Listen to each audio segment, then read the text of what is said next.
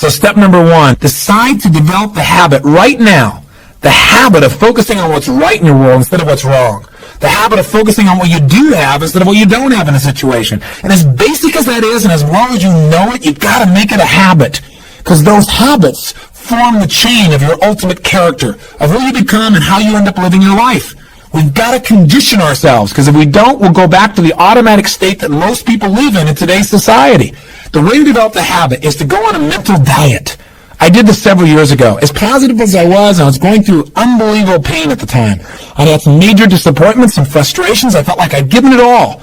But what turned me around is one day I picked up this book called The 7-Day Mental Diet. It was a little tiny little booklet. And all the booklet really did was, for about 12 of the 14 pages, it challenged me to really see if I could really truly, for 7 days, live my life without one negative thought. And it kept saying throughout the book, now don't just say, yeah, I can do it, and don't just say I'm going to do it. Think for a while before you commit to this. Don't actually commit unless you're really going to do it for 7 straight days, no matter what. It doesn't mean you don't have a negative thought. It just means that if you have a negative thought, you don't speak it. You set it aside. You forget about it. Or you replace it. You say something negative, you go erase. What I really mean is this. Or you say, that's not what I mean. Here's what I mean is this. And you immediately focus on something good. It's not that nothing negative ever comes out. It's that you immediately do not allow yourself to hold a negative feeling, a negative thought for 7 straight days, day and night. Even when it gets tough. Even when somebody disappoints you. Even when you get frustrated. Even when you give your all and it still turns up lousy. Listen, if all I did was rant and rave on this tape and you didn't listen to anything else I said, but you took on this 7-day challenge, you can't believe what it'll do to your life. Now, I got to tell you, when I first read the book, I thought, wait a second, being positive isn't going to change my life. I got to deal with the real problems around me, those real challenges that are out there. I don't want to just be positive. Somebody says, how's it going? I go, I'm doing great. And they go, why? You go, I don't know, but I just feel good. I don't want to be that way. I want to be real. I want to be on top of things. But you know what? I thought, wait a second. I can be positive about solutions. I can still notice that there's some challenges out there without being negative about it. I can look at the challenges and say, okay, here's what's good about this. Here's how we can use this. Here's how we can turn this thing around. And continue to focus on that. So I took on the challenge for 7 days, changed my life.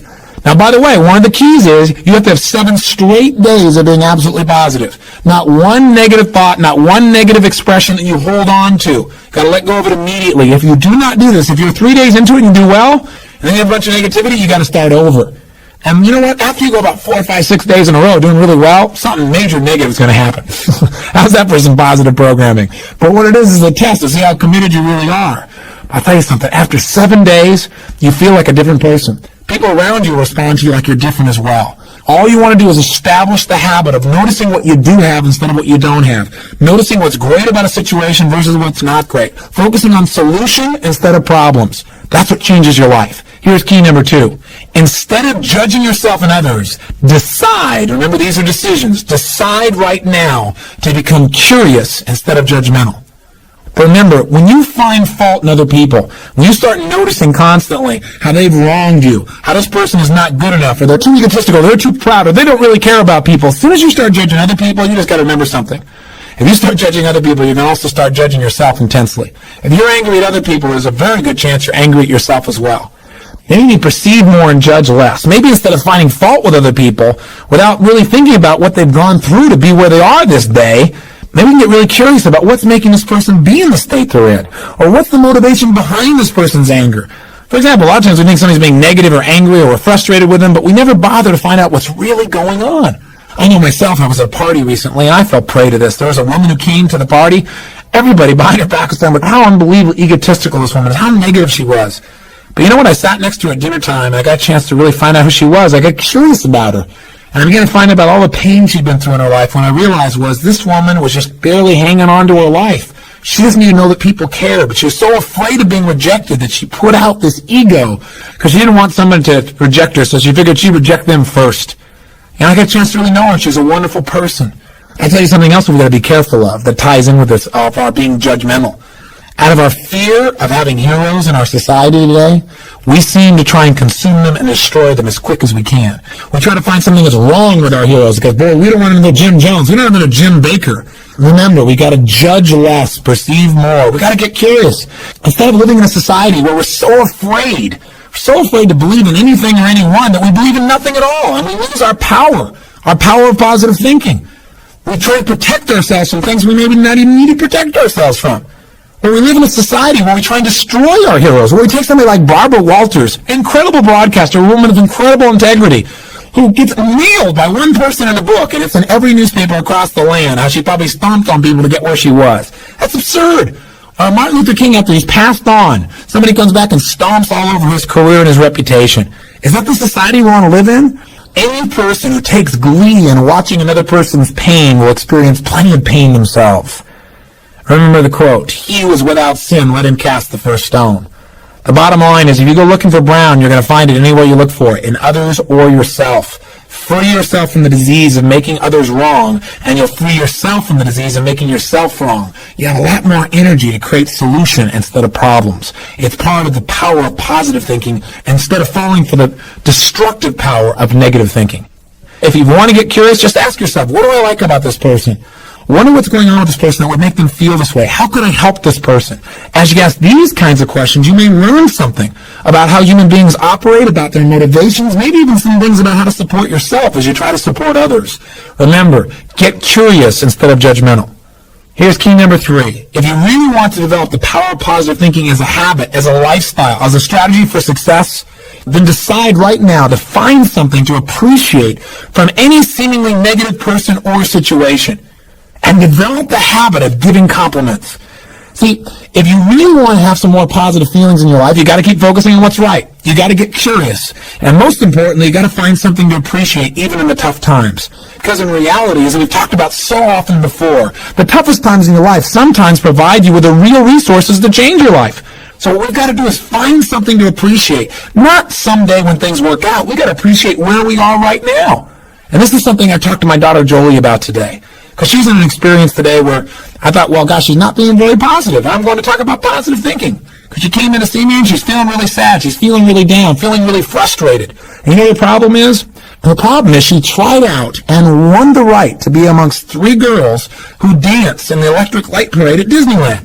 And that was about 3 or 4 months ago. She's been going there after school every day, driving from San Diego up to Anaheim, burning herself into the ground, getting up and going to school to be a straight-A student still, and trying to visit with her family and her boyfriend. And she found herself maxing out. Now think about her problem. Her problem is that she gets to be at Disneyland and fulfill a childhood fantasy. Her problem is that she loves her family and wants to be with them as well. Her problem is she loves to be at school and really do that. Her problem is she has so much abundance that she has to figure out how to get it all in one day and she can't do it. And she's physically burning out. That's her problem. And you know what? She says, gosh, I want to be home. I want to be with you guys and all these things. I don't want to miss out on all this great time we have together. I want to be with you guys. I said, well, honey, look what you're doing. She goes, yeah, I don't want to miss out on Disneyland either. I don't want to miss out on my career and what I'm doing and what's going on. What's the problem? The problem is she's finding out what's negative in both situations. She's focusing on what she doesn't have instead of what she does have. Now, I could be negative about that and say, gosh, be more positive. But you know what? In reality, I realized being negative in this situation may not be bad. What do I mean? I don't mean being negative. I mean being intelligent. I mean being critical in your thinking. Seeing what you don't have is sometimes useful too. This is what I promised you in terms of the power of negative thinking. Here's how negative thinking can be useful.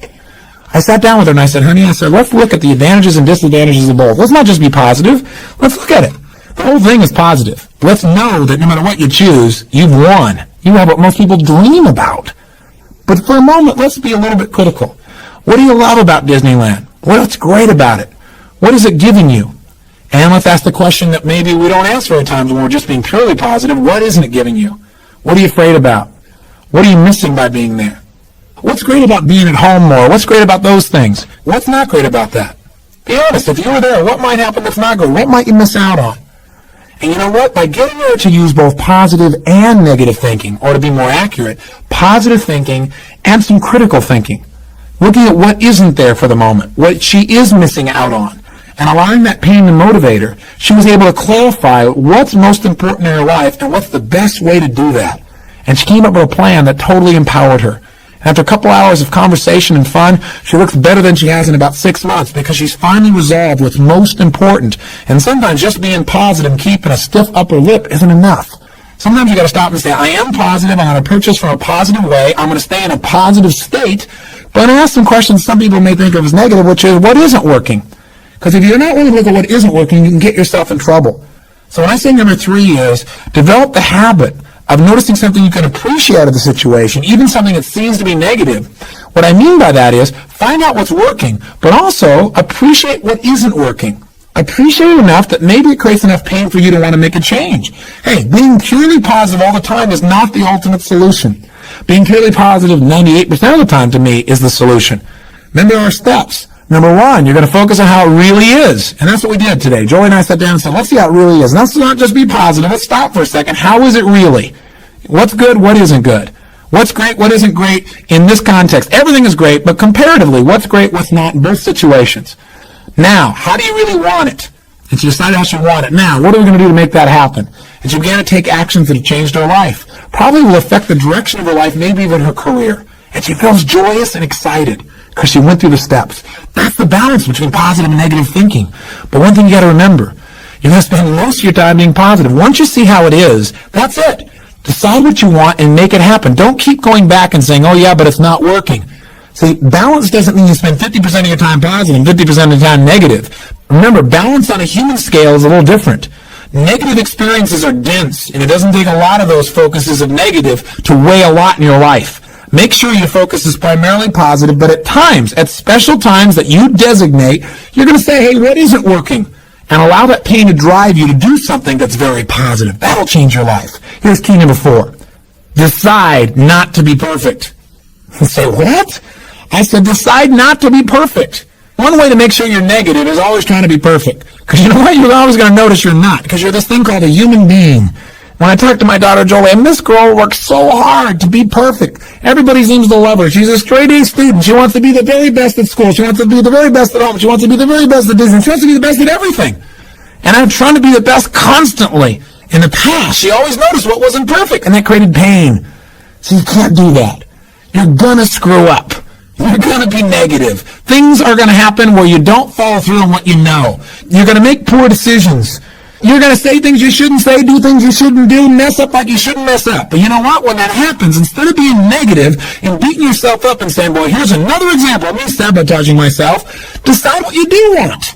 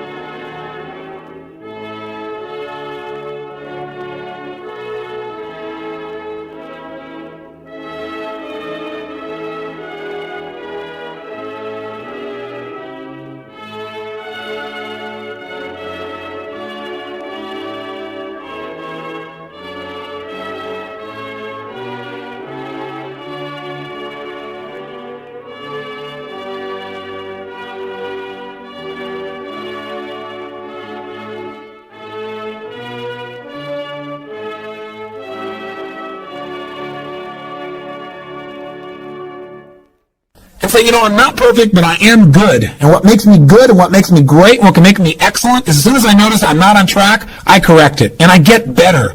Your goal each day is to get better, not to be perfect. And that's all anyone can ask of you. If every day you really try and contribute more, be more, and do more than you were slightly the day before, that's all anybody can ask. And if you know you're going to screw up and you don't make it a catastrophe, it's easier to bounce right back up. See, the only way you fail is if you quit. But if you learn something and you expand from it and you make some new decisions that enhance your life and the people you care about, then there is no failure. Don't try to be perfect because you'll never succeed.